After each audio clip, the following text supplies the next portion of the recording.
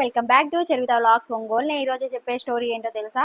మీరు ఎవరైనా కంపేర్ చేసుకుంటున్నారా?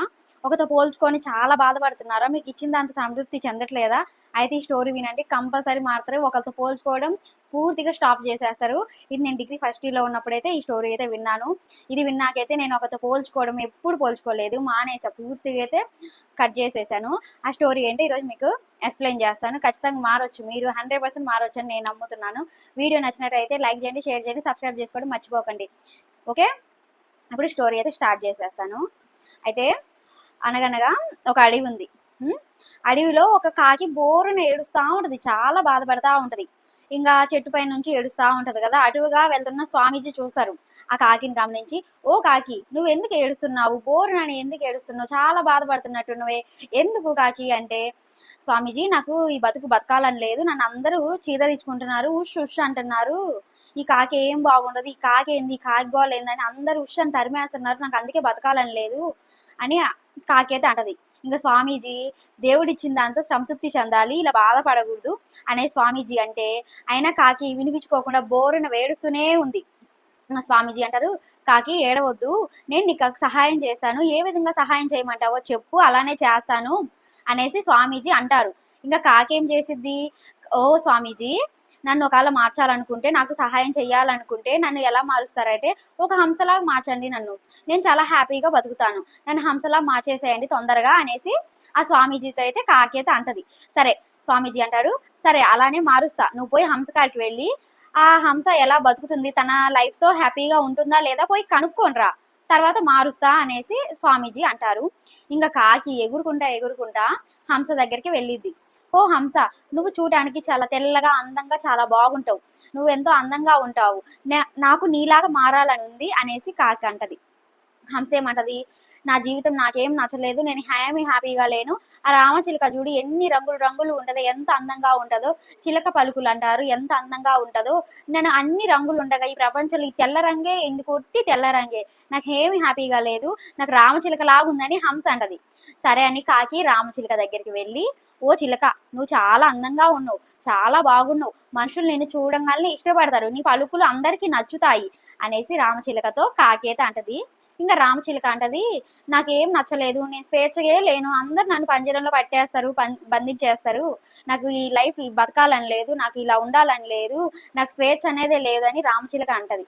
రామచిలుక మళ్ళీ ఏమంటది, నాకు నెమల్లాగా ఉండాలంటే ఇష్టము, నాకు నెమలంటే చాలా ఇష్టము, నాకు నెమల్లాగా బతకాలని ఉంది అనేసి రామచిలుక అయితే అంటది.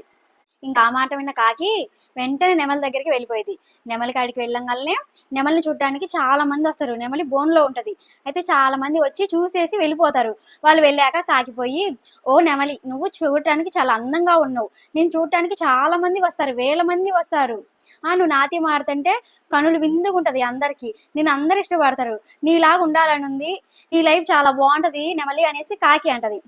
నెమలి అడ్డంగా తల ఊపి, నాకేం నచ్చలేదు, నా జీవితం నాకు ఇలా నచ్చలేదు, నేను ఫస్ట్లో మురిసిపోయేదాన్ని, చాలా అందంగా ఉన్నాను, నాకంటే అందగతి ఎవరు లేరని, కానీ డెకరేషన్ ఐటమ్స్ కోసం నా కన్నులు పీకుతా ఉంటే నాకు ఎంత బాధగా ఉందో, ఎంత నొప్పిగా ఉందో తెలుసా, నాకు ఇలా బతకాలని లేదనేసి నెమలి అంటది.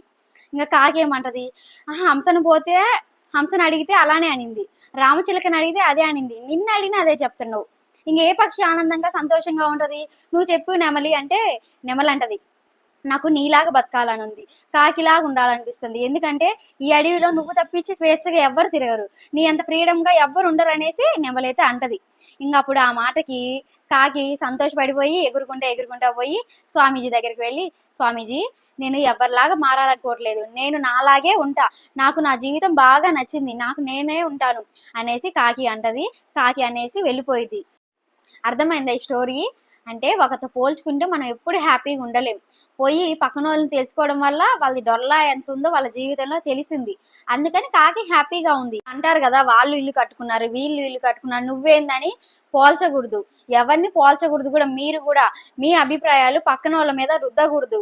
వాళ్ళు అలా ఉన్నారు, వీళ్ళు ఇలా ఉండరు, వీళ్ళ అత్త ఇలా ఉంది, వీళ్ళ కోడలు ఇలా ఉంది, వాళ్ళ కొడుకు చూడు ప్రయోజకుడయ్యాడు, నువ్వు ఉన్నావు ఎందుకు, వాళ్ళ కోడలు చూడు పని చేస్తుంది, అలా అని ఒకరితో కంపేర్ చేసిన అసలు చేయకూడదు. వాళ్ళ పిల్లలు ఇలా ఉన్నారు, వీళ్ళ పిల్లలు ఇలా ఉన్నారు, మా పిల్లలు ఏంది, నువ్వు నువ్వేంది అని ఒకరితో కంపేర్ చేస్తే వాళ్ళు ఎంత బాధపడతారో తెలుసా? పక్కన వాళ్ళది ఎప్పుడైనా బాగుంది అనుకుంటావు, కానీ పక్కన వాళ్ళ కాడికి వెళ్ళి కనుక్కుంటే వాళ్ళ మీద మంది చాలా బెటర్ అనుకుంటావు. దేవుడు మనకి చాలా జీవితం ఇచ్చారు, దాంట్లో సంతోషంగా ఉండాలి. ఒకరితో పోల్చుకొని మన అసంతృప్తి చెందకూడదు. మనకి ఇచ్చిన దాంతోనే సంతృప్తిగా ఉండాలి. వాళ్ళ బతుకులు బాగున్నాయి, మన బతుకులు ఏంది ఇలా ఉన్నాయని ఎప్పుడు కంపేర్ చేసుకుంటే, ఒకరితో కంపేర్ చేసుకొని బతికితే మీ అంత దరిద్రులు ఎవ్వరు ఉండరు. అన్లకీ పర్సన్స్ లాగా మీరు మిగిలిపోతారు. అదే ఒకరితో పోల్చుకోకుండా ఎప్పుడైతే ఉంటారో మీ అంత ఆనందంగా బతికే వాళ్ళు ఈ భూమిలోనే ఎవరు ఉండరు. అర్థమైంది అనుకుంటా. ఎవరితో పోల్చుకోకండి, కంపేర్ చేసుకోకండి, హ్యాపీగా అయితే ఉండండి. ఓకే, మన ఛానల్ నచ్చినట్టయితే లైక్ చేయండి, షేర్ చేయండి, సబ్స్క్రైబ్ చేసుకోండి. Okay, bye.